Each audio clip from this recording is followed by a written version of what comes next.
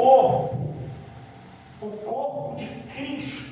Fala para o teu amigo, você é membro do corpo de Cristo, você é um só, somos um só corpo, um só Senhor, é uma só igreja, e Jesus é o cabeça do corpo.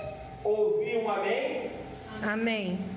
Aí você pode dizer assim, mas tem tanta igreja, né? Tem tanta denominação, tem tanto rótulo. É verdade. Você caminha pelo bairro, você encontra as Assembleias de Deus, você tem a Batista, você tem a Nova Vida, você tem a Metodista, você tem a Anglicana, você tem a Luterana, você tem a Deus e Amor, etc, etc, etc. É ou não é verdade? É. Mas preste atenção agora. Apesar de você visualizar, enxergar a placa, o rótulo, a denominação, entenda o seguinte: são ministérios de irmãos, de irmãs, de homens, de pastores, de pastoras, de missionários. São ministérios, são rótulos, ok? Tem aquela diferença, né? Na forma de cultuar, na forma de adorar, a liturgia, a quantidade de obreiros, de obreiras, o estilo musical. São essas as diferenças. Mas entenda o seguinte: a essência é uma só, a igreja é uma só, e nós somos o corpo de Cristo. E quando Jesus voltar, ele não voltará para buscar A, B, C ou D, ou rótulo A, B, C ou D, ou denominação A, B, C ou D. Não! Ele volta para buscar um só povo, uma só igreja. Aleluia. Aquela lavada, remida, purificada, sem mancha e sem rugas. Quem está entendendo? Amém. E nós, a paz do Senhor, Roberto, tudo bem? E nós, como membros do corpo de Cristo, o Espírito de Deus distribui entre nós, presta atenção na mensagem, dons e talentos, né? Para quê? Para a gente servir ao Senhor, para a gente servir ao próximo. Teus dons e talentos são para servir ao Senhor, é para edificar o corpo de Cristo, da qual a gente faz parte. Não somos um melhor do que o outro, ninguém é melhor do que o outro. Os dons são para ajudar, para edificar. Um coopera com o outro, um ajuda o outro, até a volta do Senhor Jesus. Amém? Amém. É igual no corpo humano. Você já reparou? Os diversos membros do teu corpo, cada órgão do teu corpo, um coopera com o outro. Quem já percebeu isso? Você precisa das tuas mãos para se alimentar, para se pentear, precisa dos pés para dirigir, para pisar no freio, na embreagem. É ou não é verdade? Você precisa do teu estômago, na qual ele tritura, prepara o alimento, né? O alimento que o estômago recebe, ele tem a capacidade de formar um bolo alimentar e jogá-lo para o intestino delgado, que depois é processado, e o que não é aproveitado para o intestino grosso. Mas antes do alimento chegar no estômago, você precisa da tua boca, você precisa dos teus dentes,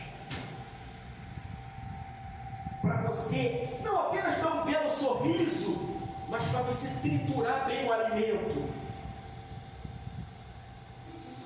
O alimento precisa chegar no teu estômago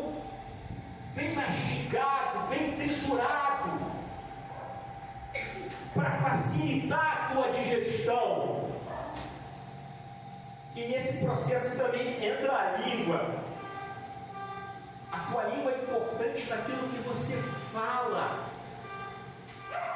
E também no processo da mastigação do alimento, preparando o alimento para chegar bem triturado, para você não ter uma digestão pesada.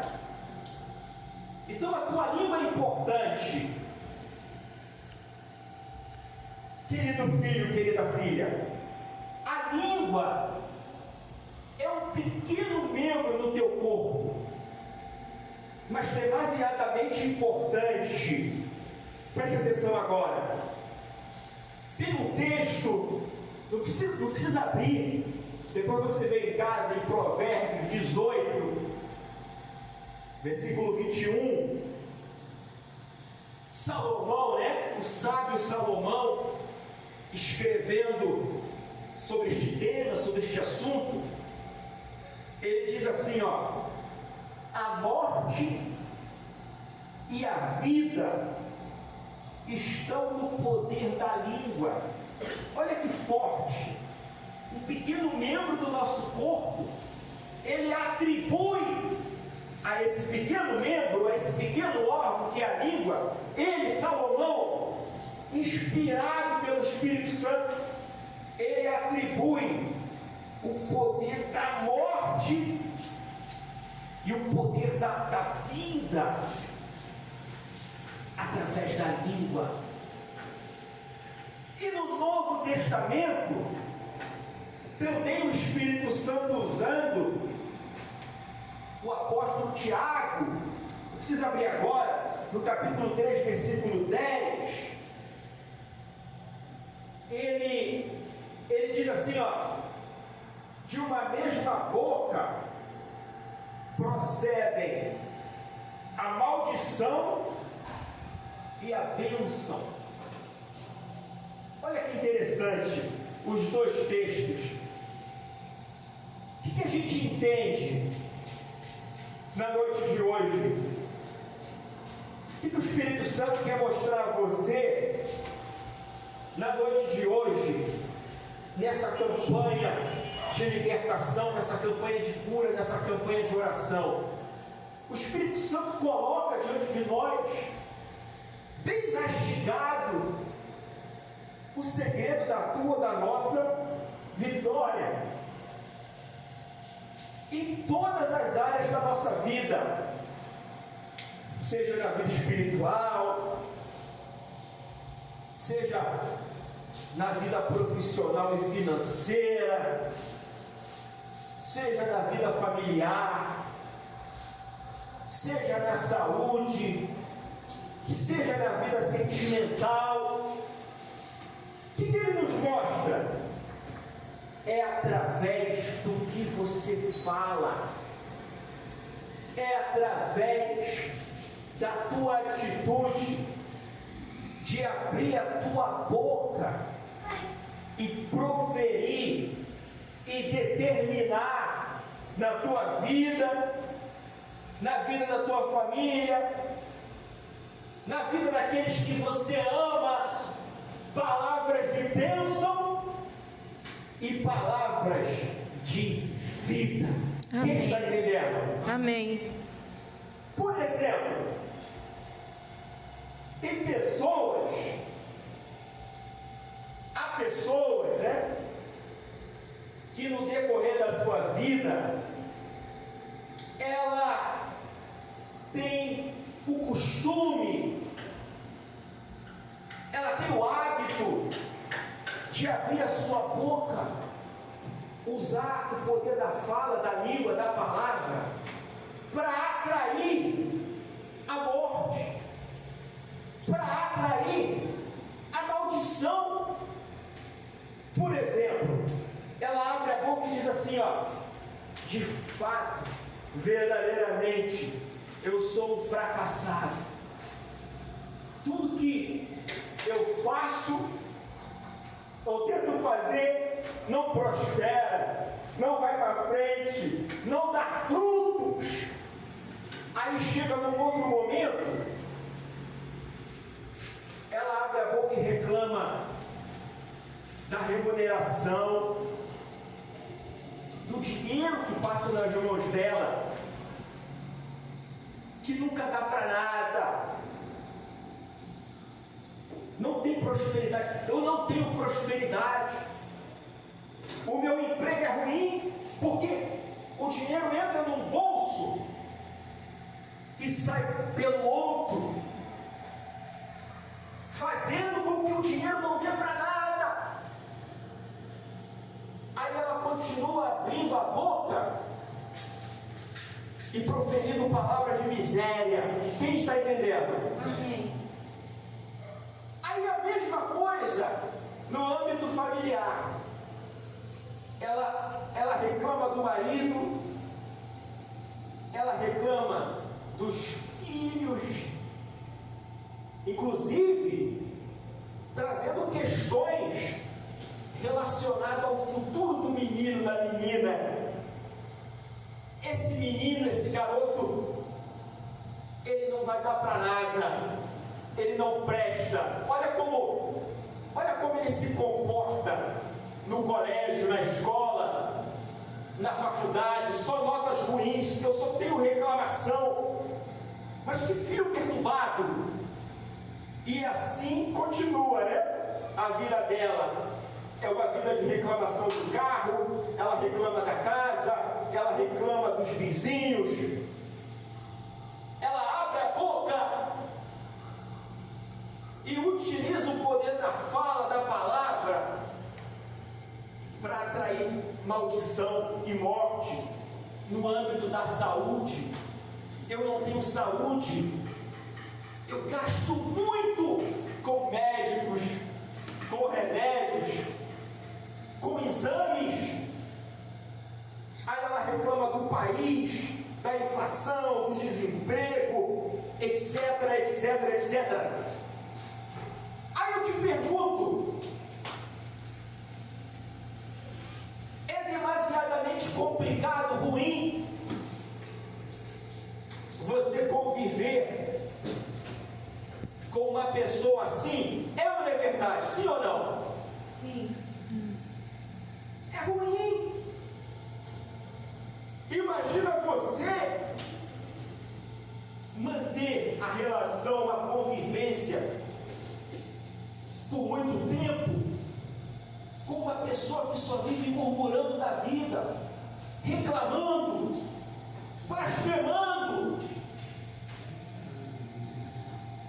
Se o sol está intenso, a reclamação é do calor. Se porventura está muito frio ou chove demais, ela abre a boca para reclamar. Como é ruim conviver com pessoas assim. Até no namoro, né? No relacionamento. Aí a moça está namorando um rapaz, né? Estão se conhecendo. A fase do namoro, a fase do conhecimento. Aí aquela moça percebe que aquele rapaz, ele só chega perto dela para reclamar, para murmurar do patrão, do salário, do emprego, do sol, do calor, do tênis. Só reclama, só murmura. O que vai acontecer?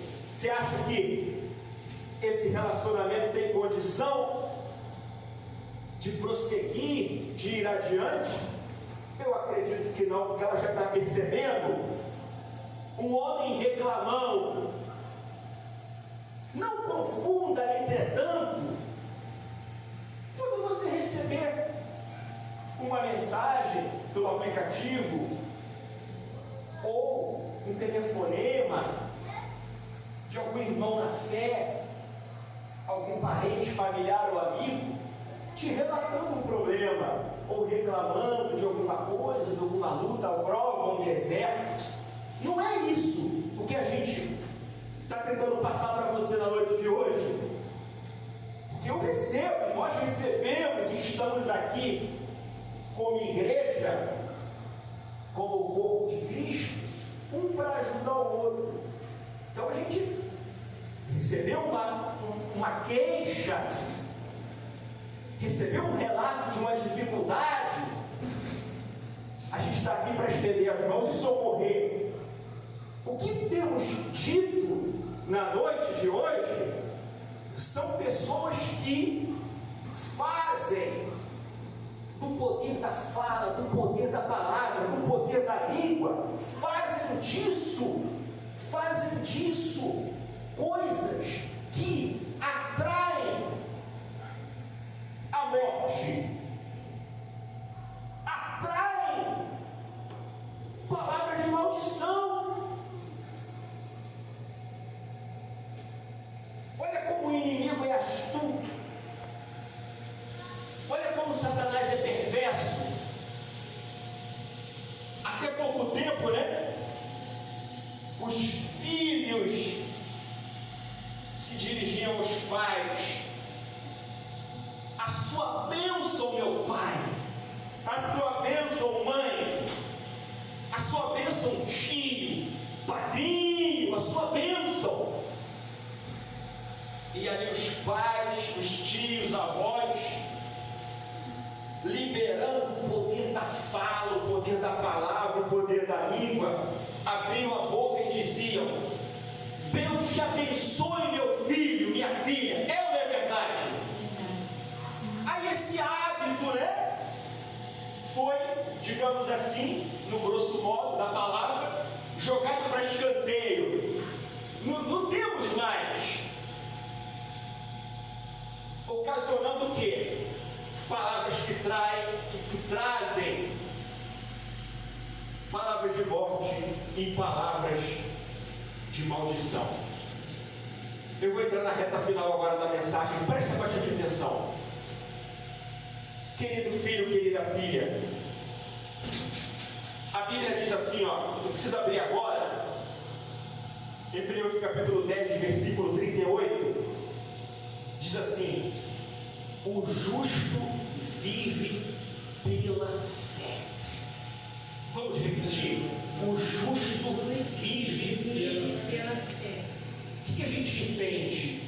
Se você é justo, você é filha de Deus, filho de Deus, como cristão, você não tem que viver pelo que você está vendo com os seus olhos carnais, com os seus olhos materiais. Lembra quando eu falei da igreja, que é o corpo de Cristo? Se porventura eu for olhar, eu for observar, eu for visualizar a igreja com os meus olhos carnais, meus olhos de homem, eu poderei contemplar uma aparente divisão no corpo de Cristo. Tem a A, tem a B, tem a C, tem a D. É ou não é verdade? Com os meus olhos de homem. Mas eu tenho que olhar as coisas de Deus, não com a minha alma, que é a minha vontade, com os meus desejos, não com a minha carne. Eu tenho que olhar as coisas de Deus com o olhar de Deus, e Ele é Espírito. Então eu olho as coisas de Deus, eu enxergo com olhos espirituais, e ninguém vai arrancar isso de mim, porque eu olho a igreja como uma só. Eu olho com os olhos de Deus, de Cristo, que é Espírito. Sabe por quê? Tudo que o diabo queria é que houvesse divisão na igreja. Tudo. E olha que ele lutou para isso. Olha que ele lutou. Quando Jesus estava morto na cruz, você sabe, né? Toda a aflição que ele passou, foi moído por mim, por você, pela humanidade, moído pelos nossos pecados, pelas nossas transgressões e iniquidades, sofreu, foi ferido, açoitado, humilhado. Porém, querido filho, querida filha, grava isso no teu coração, nunca mais esqueça: não houve fraturas no corpo do Senhor Jesus. se cumprindo uma profecia dos Salmos. Os Salmos já diziam que não haveria fratura no Cordeiro de Deus, Pai, que tira o pecado do mundo. E olha como o diabo agiu. Os soldados romanos tinham o hábito de verificar se após a crucificação, aquela pessoa que estava ali, que tinha acabado de ser crucificada, tinha de fato morrido, tinha de fato vindo a óbito. Então eles chegavam perto para fazer esse chegar, para fazer essa averiguação. Se porventura a pessoa, após tanta dor e sofrimento da cruz, ainda estivesse vivo, o que os soldados romanos faziam na época? Eles provocavam no corpo da pessoa que estava pregado lá fraturas.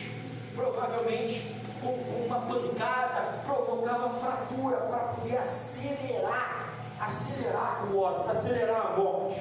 Porém, querido filho, querida filha, quando os soldados romanos chegaram perto para observar o corpo do Senhor Jesus, ele já havia falecido, ele já havia morrido pelos nossos pecados.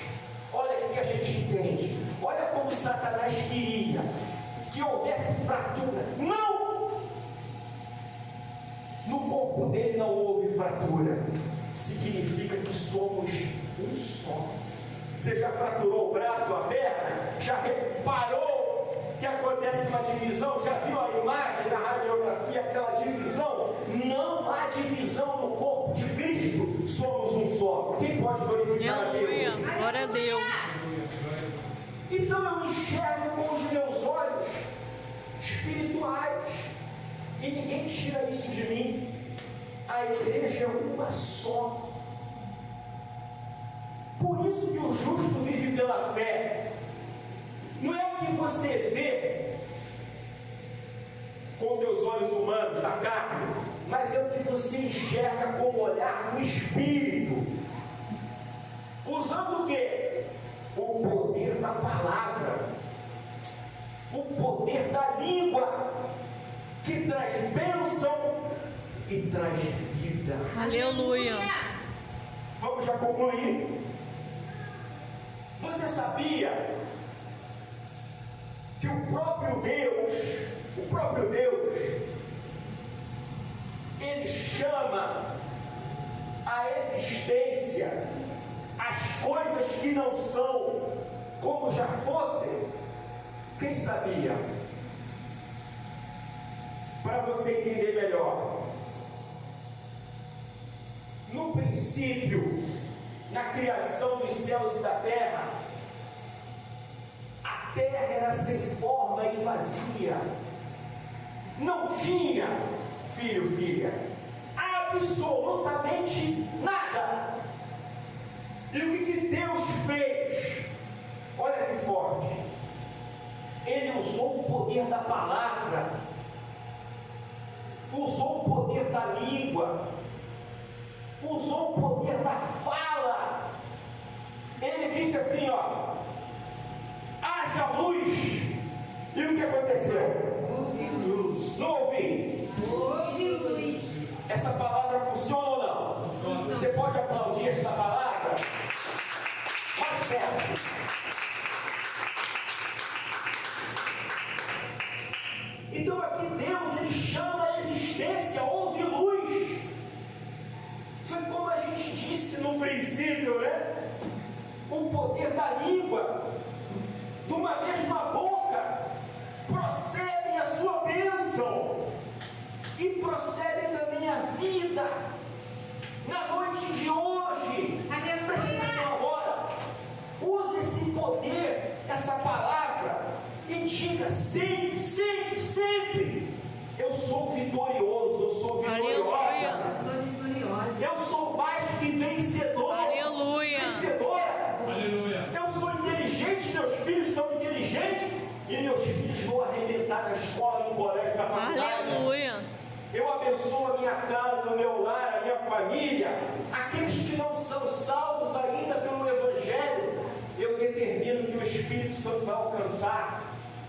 Se você não é batizado no Espírito Santo, você tem que abrir sua boca. Eu recebo o Espírito Santo. Aleluia. Se você precisa de saúde, a mesma coisa. Aleluia. Vamos terminar agora. Vamos voltar aqui em Atos capítulo 9. 32. Foi o que a gente leu, né? Ou melhor, a gente leu 34. 34. O 32 diz assim, ó. Pedro, passando por toda parte, veio também aos santos que habitavam em Lida.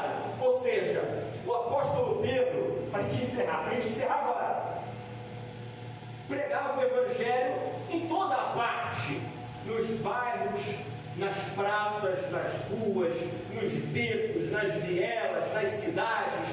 E ele chegou em Lida, e ali ele encontrou os filhos de Deus reunidos, né? E encontrou também, o versículo 33, um homem chamado Enéas, jazendo numa cama, paralítico há 8 anos. Repare bem, não eram 8 dias, 8 semanas, 8 meses. Ele encontrou ali um homem chamado Enéas, que estava numa cama, paralítico, na luta e na prova. E o 34 que a gente leu, para a gente encerrar agora, diz assim, ó: disse-lhe Pedro, Enéas, Jesus Cristo te dá saúde. Preste atenção agora para a gente encerrar.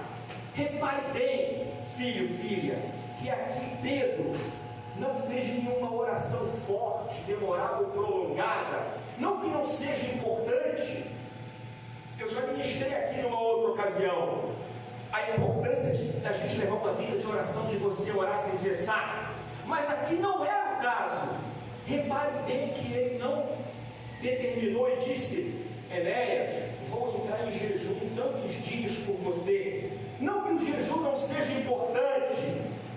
Até Jesus uma vez disse para os discípulos: olha, vocês não conseguiram expulsar aquele demônio ali, porque aquele tipo ali, rapaz, só sai através da tua oração e do jejum.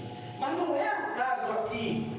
Ele também não disse: olha, eu vou iniciar uma campanha por você, Enéas. Não que as campanhas não sejam importantes. A campanha chama a fé do povo e atrai multidões. É uma estratégia, é benéfico, tem testemunhos, mas não era o caso aqui. O caso aqui era o que a gente falou no início: usar o poder da língua, usar o poder da fala, usar o poder da palavra. Diante daquela situação, Enéas, há 8 anos ali, ele não olhou com os olhos carnais de homem. Não! Ele olhou com os olhares de Deus. Olhou com o olhar do Espírito, já que ele, justo, vivia pela fé. E ele simplesmente abriu a boca e disse assim: Enéas, Jesus Cristo te dá saúde, levanta-te! E Enéas se levantou e o nome do Senhor foi glorificado. Aleluia. Quem está entendendo? Glória a Deus. E eu vou terminar, filho, filha, preste atenção. Além dele ter usado o poder da palavra, o poder da fala, a língua, ele usou o nome que está sobre todos os nomes, o nome na qual todo joelho se dobrará e toda língua confessará que ele é o Senhor. Ele usou o nome daquele que é maravilhoso, Deus forte, conselheiro, que é o Pai da eternidade e que é o príncipe da paz. Ele usou o nome daquele na qual as doenças, enfermidades e os demônios saem quando o nome dele e entra em ação. Então, na noite de hoje, faça isso. Tome posse.